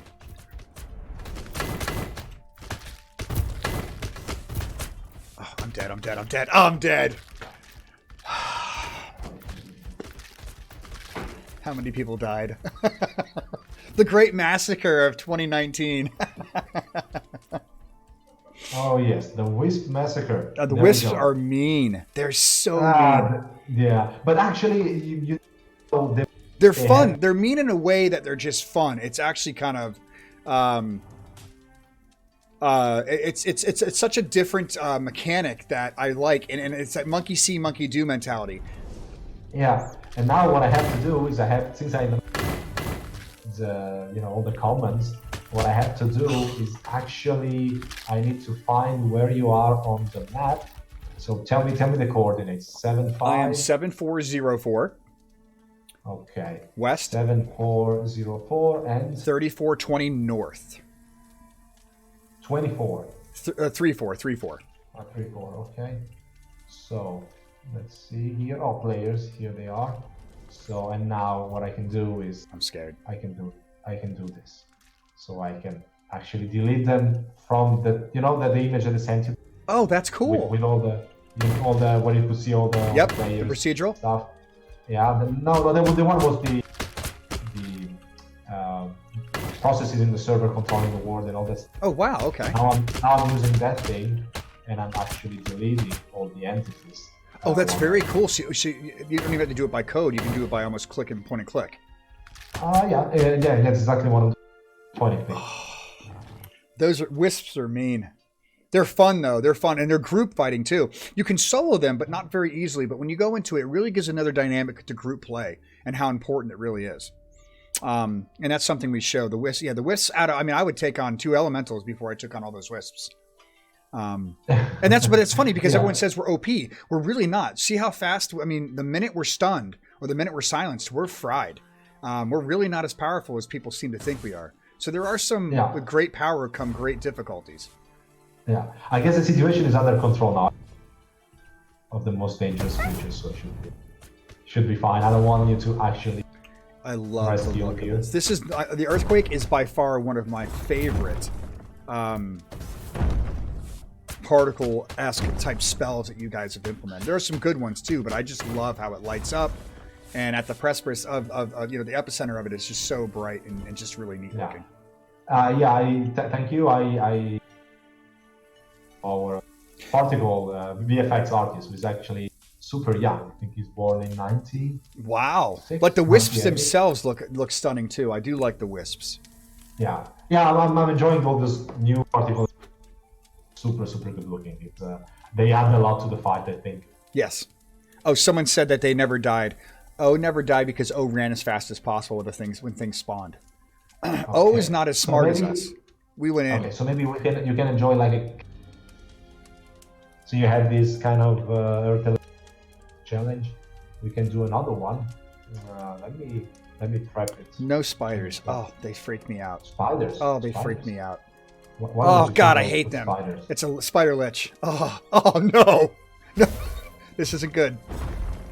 These things are mean. They have the ice spikes, the ice that drops. See, now that what we were talking about earlier, one of the things that we like is how if you time it correctly, which we're not doing right now, you really can be effective in battle. Oh, look at Mongo. He made some friends. Spiderland. Yeah, these are really cool graphics that you guys have. Whoever's making your assets are really talented. I like the fact that early on you got. Oh, that's the one. I call that the nutsack. The ghoul one. Yeah. It's so well done, though. I mean, it really is. As much as I hate spiders, it's really well done. And just graphically. That's our art director there. Wow. It was kind of easy, I thought, with the spiders. Oh, is there a? Oh, they used a lot of cobwebs. They definitely set down some cobwebs. Yeah. And I'm not lagging. I mean, it's not. I mean, I'm at 40, 50 at. Yeah, but I think that they actually spawned a little too many. There's a suspiciously high amount of cobwebs, which makes me. Oh yeah, that's definitely a bug. They spawned like a ton of cobwebs, one on top of the other. But I love how it looks. Like they stacked correctly. You know what I mean? It doesn't look like they're doubled up. They look as if they're layered, which looks really good too. Yeah. The problem is the server right now. The server right now is taking a dive. Yeah. I think the server was really happy. No, it's not gone. But so what else? What else can be? Can we do some goals just to show the stream what goals look like, knowing that the spawn's a little off? Yeah, sure. Check it out, guys. So I was able to see the ghoul this morning or last night, but they're really cool looking. Check out how cool they are. When he spawned that, we were like, where'd that come from? It was last night. We spent an hour and a half looking for that. It was awesome.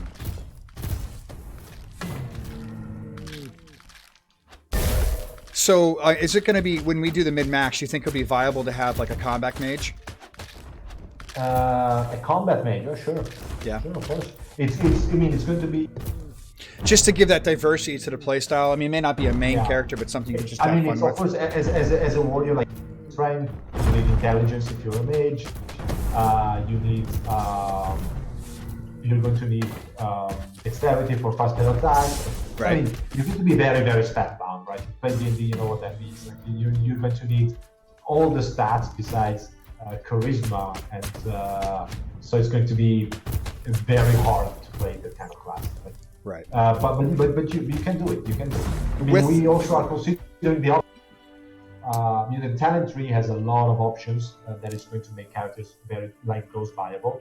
So we are considering the option of having a talent that allows you to cast with medium armor, for example, and all those things that should allow for more diversity. Now, do you have plans on bringing dragons in? I mean, what are your dreams or wishes for the future as far as monster or bestiaria and kind of flushing that out? Are you looking to have like rat men, your typical kind of stuff like that? Or are you guys inventing your own look with your own assets? Well, I mean, we are taking. I mean, something we're doing. See, dragons are going to be pretty relevant. There are going to be different types of dragons. I think we have a couple models already. So there's going to be ones for the mountain, different colors, so adapted to different biomes. There's going to be skeletal dragon in the Shadow Veil, for example. And they're going to be very, very powerful.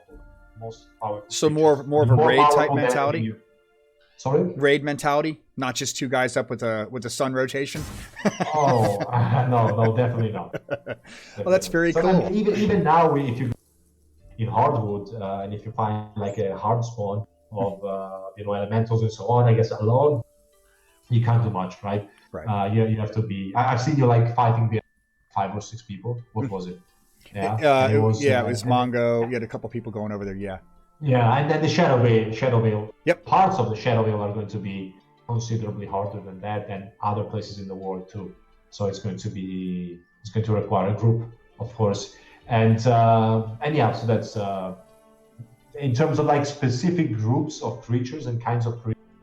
It's kind of hard to tell that right now. We haven't really fleshed out the design much for all the. We have fleshed it out for the Shadow Veil, which is the next big point of interest. We have other 2 goblin bosses that are going to be found in other parts of the world. Oh. So there's going to be you found the Fire Shaman, Who is you're going to awesome. face, Great fight. yeah, and they're going to have to fight the Death Shaman and the Hex Shaman. Oh. The other 2. Oh, you know what? Have It different just hit me when you said shaman. Now I know right now I don't think there's an aggro table because I can just run in circles. Do you planning on having an aggro table based on damage or first sight? We'll see. I mean, next week, if I can.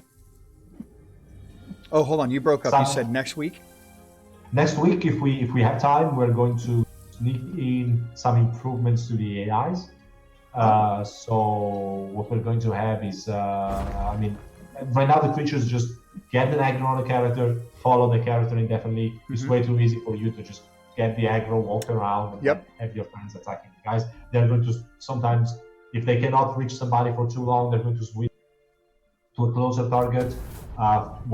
Some monsters specifically are going to target the weakest target, like for example, I know the Cutthroat, for example, is meant to do Assassinate on the switch to the weakest target and use Assassinate on the guy on low health and so on. We have all these behaviors that we still have to implement, and also on top of generic improvements to how aggro works right now. The generic improvement is actually very easy to implement, so I hope that they will be able to sneak that in next week. Very cool, very cool. Well, I know it's getting late. I don't want to keep you. I just one more question that I think is really cool because I was thinking about someone brought something up actually about doing a showcase on stats and so forth that I'm going to put together and obviously go through stats on YouTube and character creation and so forth. I know that this time around, we were able to log in a little early. Are you going to do that next time? Like, so example, this is going to be a double-edged question. So when you open up next time, will you have the availability to create characters before the launch like I was able to? Yeah, of course. Of course. Yeah, okay. Yeah, of course. But the client... Because your client is not going away. So you can kind of get in and play that, and I can do some. Okay, now also, when will the wipes stop happening? So I assume every alpha, are you going to keep characters? Yeah, they're going to stop happening on full release. Okay. Yeah, but the other alpha test is going to be way right, and so you're going to have to, things are going to become relevant. I mean, you're not going to feel like what you're doing is a waste of time when we hit beta and so on. I guess some people might feel that way right with the wipes, but with testing phases lasting for like 2 months or 3 months instead of 2 weeks, and that's going to make it pretty different. Well, I like that a lot. And also, I have a big bomb. You have a big what? A bomb. Oh, okay. So we were thinking about having an open. We read the news. You might have read about it in our latest blog post, like 1 month ago or so. Mm-hmm. We were thinking that might be next weekend. But we'll see. So next weekend, possibly, you said you're going to have it. You said open to everybody. Really? We'll see. We have to see if we can tweak it. Oh, that would be awesome. So you could test integrity of the servers too. Yeah, well, so we can stress test the server. Wow, that would be badass. So everyone I couldn't get a key to, we can get a key out to. So that's incredible. And then finally, I think what's most important, because a lot of people do care about this, whether they think they do or don't, because it does affect why and where you are in the world. Being that you've designed like a 3 planetary system, I know there's some minimal lore out there. Do you guys plan on extrapolating more from the world to give us more of, like, say, a monthly or bi-monthly history? Like a history report? We don't have the resources. Would you go from the community and try to see if there's any good community managers that may want to help with that? Because I know some people who know very well. I mean, being that we're here and we love the game, you know, what do you think that you'll have? Because I love lore. That's something that just gets me going, because it really makes me feel vested into the world and what you have already with how the world blew up and it created the 3 planets and stuff. You know, and I don't mean just like why each city is lore based, but more lore into the world you're creating or the universe you're creating. Are you going to go extrapolate on that specifically? Yeah, eventually we're going to drop something. Oh, cool. Okay, very cool. Super Finally, because they won't stop asking questions, but this is important, are you going to be launching on Steam when you do go full launch? Yeah, I mean, it depends. I mean, if we find, for example, it's going to also depend on the publisher wants. Right. Assuming that we go on by ourselves, we always thought of Steam as option later down the line, so maybe in beta, late beta, and so on, because the Steam community is very different from the general MMO community. It's huge, but also it's you know, you drop a game in early access, and many people don't understand what a game in alpha is, so it would be like and they downvote a lot of backlash. Yeah. Oh, my cart got stolen, so you get a downvote. Yeah, no, I do get that and understand that. Well, guys, I do appreciate it. We're going to do the giveaway at the end of this. Prometheus, thank you so very much. Yeah, I still need to drop the strongest creature, actually. Oh, okay. No, let's do the strongest creature then, because I'm scared, but let's do it. Guys, get ready. Get ready, because this is massive. If he drops a bunny, I swear to God. Yeah, prepare all your best spells. No, wait, what bunny? Come on. Here he comes.